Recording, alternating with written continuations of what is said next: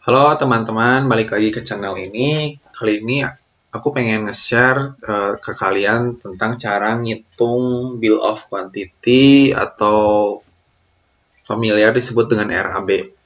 Nah, perhitungan RAB ini sangat penting bagi kalian yang bekerja di sektor konstruksi atau sebagai insinyur dan teknik sipil ya. Jadi RAB ini biasanya ada di dalam dokumen kontrak dan dari dasar inilah suatu proyek atau kontrak akan dikerjakan untuk diimplementasikan di lapangan seperti itu teman-teman ya. Untuk kali ini aku pengen nge-share cara bikin bill of quantity untuk pekerjaan jalan ya. Di sini statusnya si jalan itu udah digali jadi uh, top subgrade atau tanah dasarnya tuh udah terlihat. Nah, ini jadi pekerjaan galian atau timbunan untuk kali ini di hold dulu atau diabaikan dulu. Jadi untuk top subgrade ini biasanya syaratnya tuh subgrade-nya tuh di atas 6% untuk CBR-nya. CBR itu semacam daya dukung gitu. Nah untuk kali ini kita lihat dulu desain jalannya seperti apa. Nah desain jalan ini tentunya udah dibuat sama engineer dan di approve oleh owner juga ya. Nah, di sini desainnya awalnya tuh ada subgrade yang dimana ada tanah dasar, ada geotextile di sini untuk sebagai penstabilisasi tanah, ada agregat kelas A, mungkin bahasanya kalau orang lain nyebutnya sirtu. Kemudian ada wet link concrete atau lantai kerja tebalnya 10 cm. Kemudian ada plastik T125 mikron dan topnya adalah rigid pavement tebal 30 cm. Nah, di sini kita nggak pakai wear mesh ya, teman-teman. Paling pakai dowel sama tie bar doang. Sebenarnya masih ada komponen lain kayak misalnya drainasenya, tapi kita abaikan dulu, kita fokus ke main roadnya. Nah, pertama-tama kita harus identifikasi item-item pekerjaan apa aja sih yang ada di desain ini. Yang pertama kan tadi ada geotex, agregat kelas A, wet link concrete, dan plastik T125 mikron, serta rigid pavement. Nah, kemudian biasanya sih kita buat di Microsoft Excel untuk kalkulasinya. Nah, sekarang kita udah di Excel-nya, ini juga udah didetailkan lagi. Nah, sekarang kita fokus ke pekerjaan yang agregat kelas A-nya dulu ya. Nah, kemudian kita buat semacam calculation sheet gitu di worksheet selanjutnya. Terdiri dari nama pekerjaannya apa, kode pekerjaannya apa, unit item, dan hari per jamnya. Untuk nama pekerjaannya tadi agregat kelas A, kode pekerjaannya kita tulis saja 10. Unit itemnya ini meter kubik, dan hari per jamnya adalah 8 jam per hari. Kemudian ada yang namanya elemen biaya, terdiri dari 4 ya. Yang pertama ada material, tentunya terdiri dari agregat base kelas A, dan untuk peralatannya di sini ada wheel loader. Wheel loader ini adalah alat berat yang biasanya untuk membawa material dari suatu site untuk dipindahkan ke titik-titik tertentu. Nah, untuk dump truck ini kita buat ngambil raw materialnya dari quarry, motor grader ini untuk meratakan si materialnya di site, vibratory roller untuk nge-compact material yang udah dihamparkan, kemudian water tank truck untuk nyiram si material itu supaya kadar airnya cukup.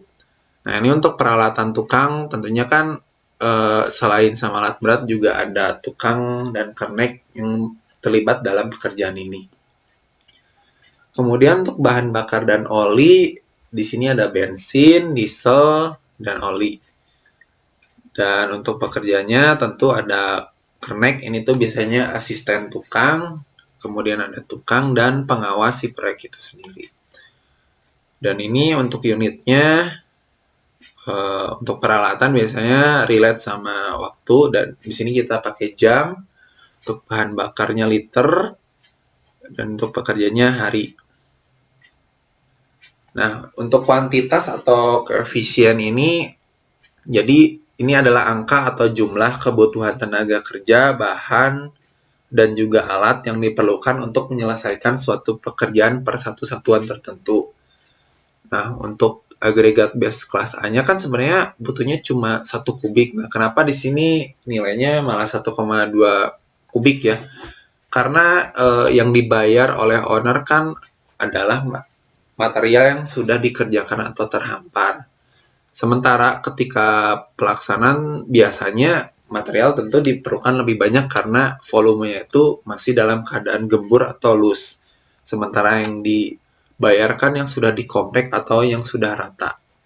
Nah, begitu juga dengan elemen-elemen biaya lainnya. Nah, seperti kernek, tukang pengawas, atau misalnya alat berat. Nah, alat berat kan kita satuannya tuh adalah jam. Nah, dalam 1 jam ini mungkin ada waktu untuk nge-setup si alat berat itu sendiri, atau misalnya alat berat itu terjadi kerusakan sehingga ada idle di pekerjaan itu.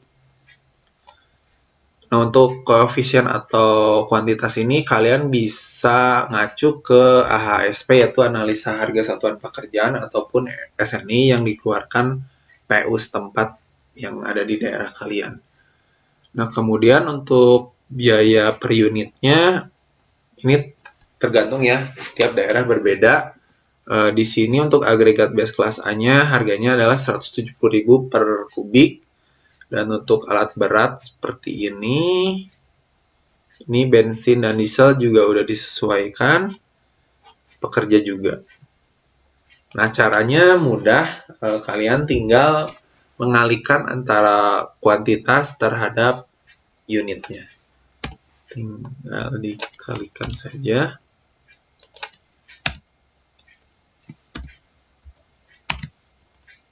Nah, untuk peralatannya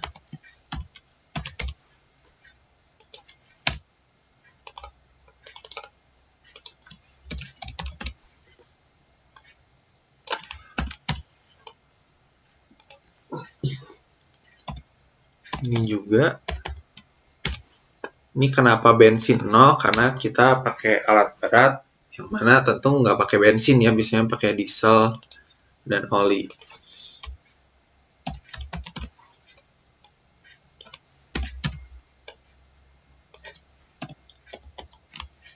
Oh ya, untuk perhitungan ini kita point of view-nya sebagai owner ya, owner dari project. Jadi ini digunakan untuk tender. Jadi untuk misalnya para kontraktor ya tentu untuk bisa menang nilainya harus kurang dari nilai RAB ini tentunya. Nah, ini kita udah dapat. Tentunya elemen biaya yang paling mahal berasal dari material ya, karena ini komponen utamanya. Sementara untuk biaya lainnya relatif lebih murah.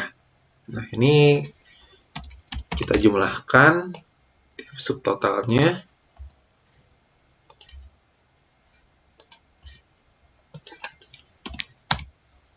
Nah, jadi harga per kubik untuk pekerjaan agregat kelas itu adalah Rp231.066. Tentunya ketika kita ingin melakukan tender, kita juga mau si kontraktor ini mendapatkan profit ya. Dan biasanya untuk menaikkan harga sehingga kontraktor mendapatkan profit, kita pakai angka di 10%. Tapi tentu berbeda-beda tiap daerah, tergantung kebijakannya.